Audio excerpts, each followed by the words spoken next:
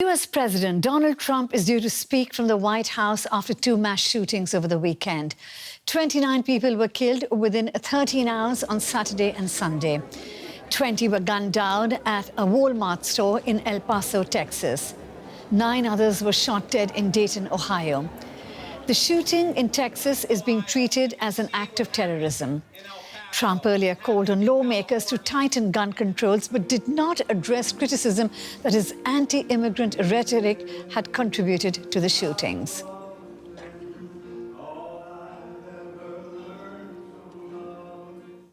With me in the studio, I'm joined by DW correspondent Amin SF. Welcome, Amin. Now, Donald Trump hasn't said much since those two shootings took place. He made a few brief comments. Tell us what he said. That's right. Directly after the shooting, he went to Twitter and he offered his condolences with a couple of tweets, actually. And afterwards, he made some comments about looking into the mental health of people who buy guns, suggesting that the U.S. needs to boost its background checks for people who want to buy weapons. Then he tweeted again recently that the Congress needs to make some legislation promoting background checks, but he added a tweet to that suggestion saying, if they do make some kind of legislation like that, they also need to make immigration reform. So he connected immigration to these shootings. Of course, when we're looking at the shooting in El Paso, one thing that really stands out is the suspected killer posted something online before saying that immigration was the reason why he killed all those people in El Paso, Texas, a border town in Texas. So this really set off a debate in the U.S. Now, this has also led to some U.S. Democrat politicians and as well as critics of Donald Trump to say that he is creating this toxic climate. Donald Trump is creating a toxic climate with his rhetoric, which is encouraging these sorts of crimes. Tell us more about what they've said. Yeah, that's exactly right. It's come to a point now where Democrats are not mincing words at all. They're not saying that he tolerates racism. And matter of fact, Beto O'Rourke, who's a Democratic candidate, he's running for the primaries to become a Democratic candidate for president, also is from Texas. He said to reporters, look, he is not tolerating racism and violence. He is actively promoting it and directly connected him to these killings. Right. I mean, stay where you are because we're waiting to hear Donald Trump speak. He's going to make his comments in the White House. But before we go to him, let's take a look at this report looking back at the two shootings at the weekend. 9 doves, one for each of the victims in Dayton, Ohio. A community in disbelief, but one determined to get through it together. People who never would have crossed paths have helped each other in our most painful moments. Dayton has done what Dayton does best. We take care of each other. The shooter opened fire outside a bar. Surveillance footage shows people running for cover and then captures the moment police shot dead the gunman. Among the victims, his own sister. And his motive, so far unclear. Scenes of mourning also in El Paso, Texas. Here, just hours before the shooting in Dayton, a gunman fired on shoppers in a Walmart store, killing 20 people. Officers arrested a 21-year-old man. Here, the motive was clearer. Investigators found an anti-migration manifesto posted online. The rest of this country projecting their fears on us, on immigrants, on Mexicans, on those who do not look like the majority of the United States of America. And yesterday, we bore the absolute worst of it. At the White House, the flag flies at half-mast. President Trump says it's time for action. We have to get it stopped. This has been going on for years and years in our country. We have to get it stopped. But this is also a mental illness problem. If you look at both of these cases, this is mental illness. These are really people that are very, very seriously mentally ill. But for opponents of the president, he is the real problem. They say his anti-immigrant rhetoric is stoking division and creating hate. Here, the grief spilled over into anger. Anger at the inaction of the government. not only on gun control, but also on the growing divide in American society. So, I mean, as we are seeing, grief is turning into public anger and people are demanding action.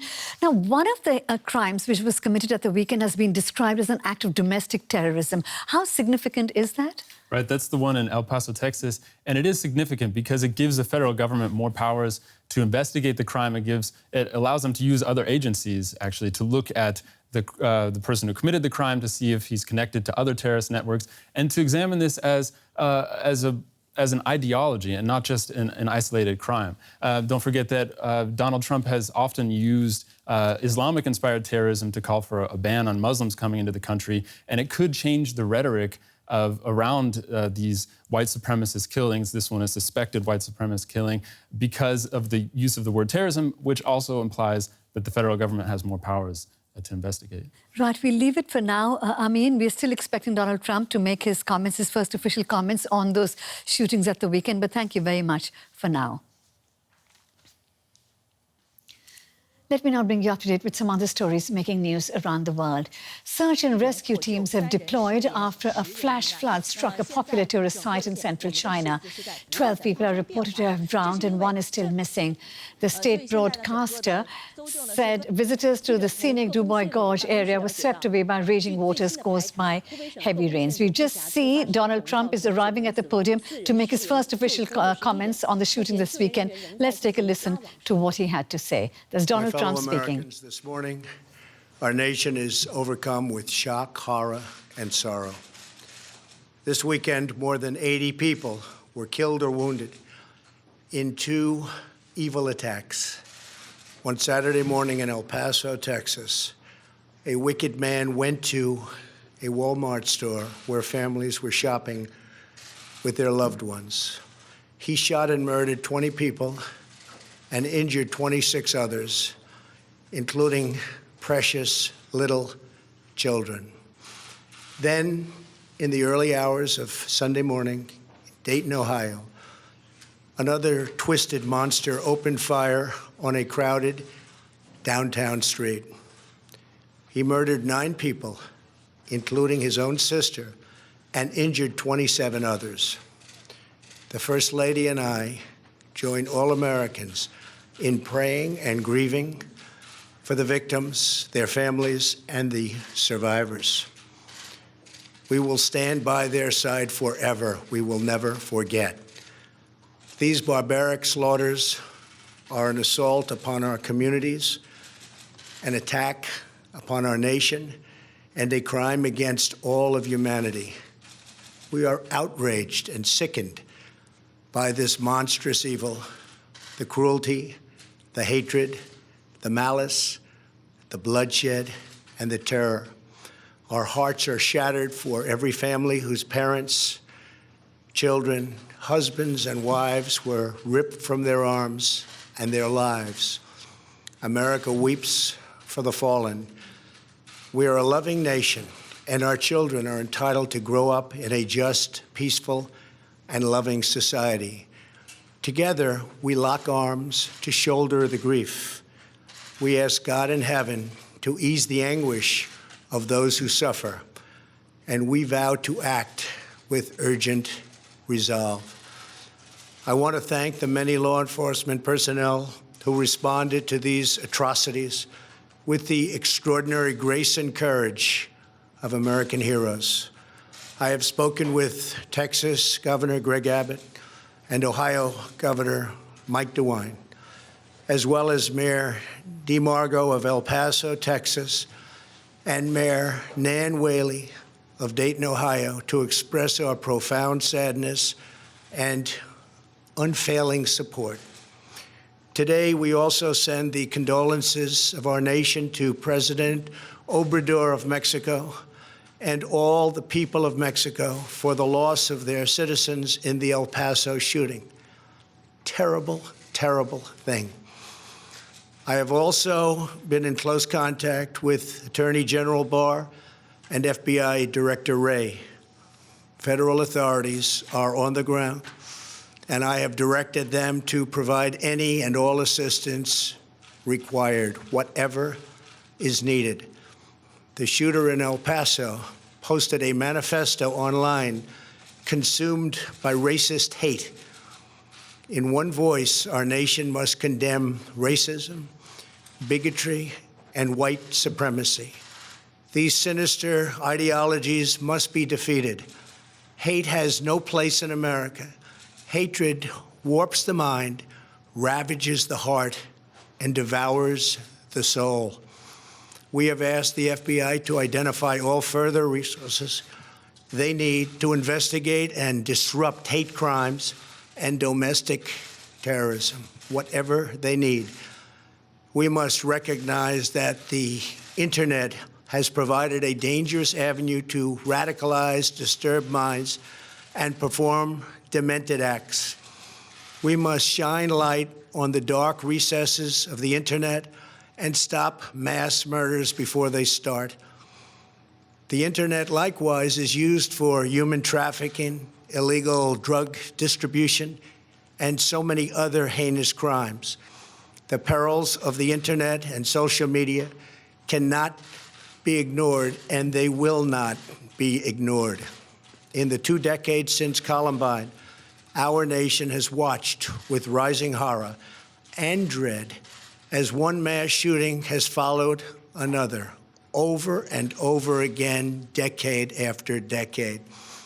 We cannot allow ourselves to feel powerless. We can and will stop this evil contagion. In that task, we must honor the sacred memory of those we have lost by acting as one people. Open wounds cannot heal if we are divided. We must seek real bipartisan solutions. We have to do that in a bipartisan manner that will truly make America safer and better for all. First, we must do a better job of identifying and acting on early warning signs. I am directing the Department of Justice to work in partnership with local, state, and federal agencies, as well as social media companies, to develop tools that can detect mass shooters before they strike. As an example, the monster in the Parkland High School in Florida had many red flags against him, and yet nobody took decisive action. Nobody did anything. Why not? Second, we must stop the glorification of violence in our society. This includes the gruesome and grisly video games that are now commonplace. It is too easy today for troubled youth to surround themselves with a culture that celebrates violence. We must stop or substantially reduce this, and it has to begin immediately. Cultural change is hard, but each of us can choose to build a culture that celebrates the inherent worth and dignity of every human life. That's what we have to do. Third, we must reform our mental health laws to better identify mentally disturbed individuals who may commit acts of violence and make sure those people not only get treatment, but when necessary, involuntary confinement. Mental illness and hatred pulls the trigger, not the gun. Fourth, we must make sure that those judged to pose a grave risk to public safety do not have access to firearms, and that if they do, those firearms can be taken through rapid due process.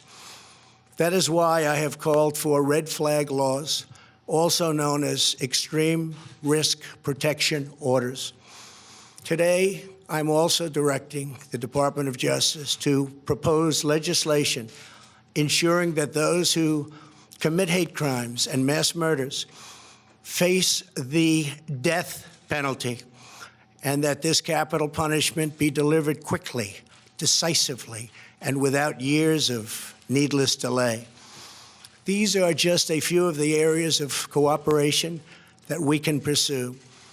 I am open and ready to listen and discuss all ideas that will actually work and make a very big difference. Republicans and Democrats have proven that we can join together in a bipartisan fashion to address this plague. Last year, we enacted the Stop School Violence and Fix NICS Acts into law. providing grants to improve school safety, and strengthening critical background checks for firearm purchases.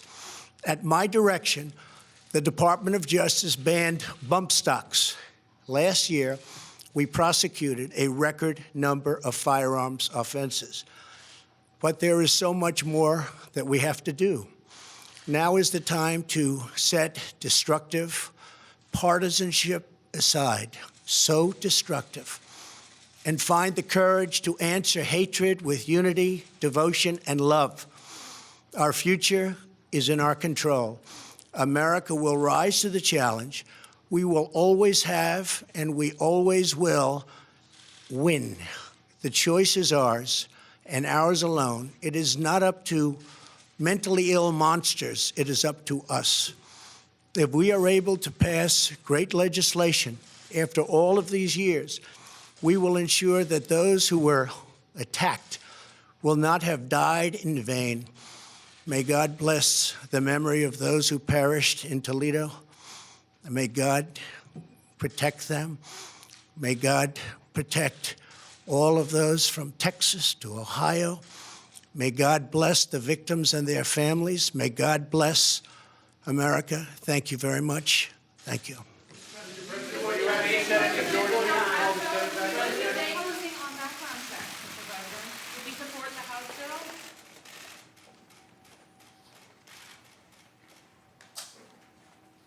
So you've just been listening to Donald Trump. He was making his first official statement after those mass shootings at the weekend.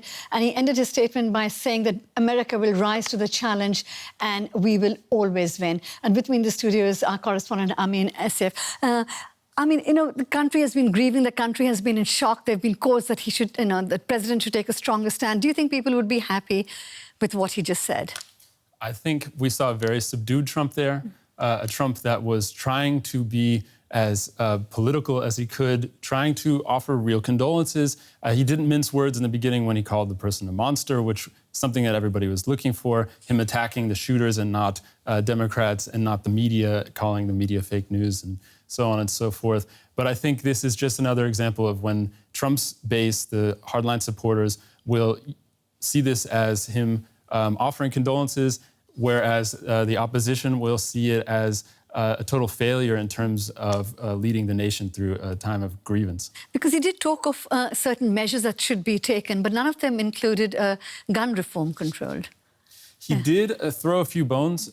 He said he's done a lot for different small things in gun control. The bump stock, which is a type of modification for an automatic weapon, and he talked a lot about background checks for people who are trying to buy guns. I mean, it's hard to overstate how easy it is to get a gun in the U.S., and background checks is something that people have been calling for. But if you notice, what he's done here is he's talked about mental health and put this at the center of the speech that he gave. So a background check would focus on people who are designated as criminals or somebody who may be not a normal citizen. He even mentioned locking them up without their consent, which is also a contentious issue in the U.S. And he ended his speech, I think this was the only time that he was off script, it seemed like, where he said, we need to stop these mentally ill monsters. And I know that the Democrats will not take this as a unifying thing to go after mental illness here as the real problem and not white supremacy. And you said that it seemed like a really well-scripted statement that he made, and he said all the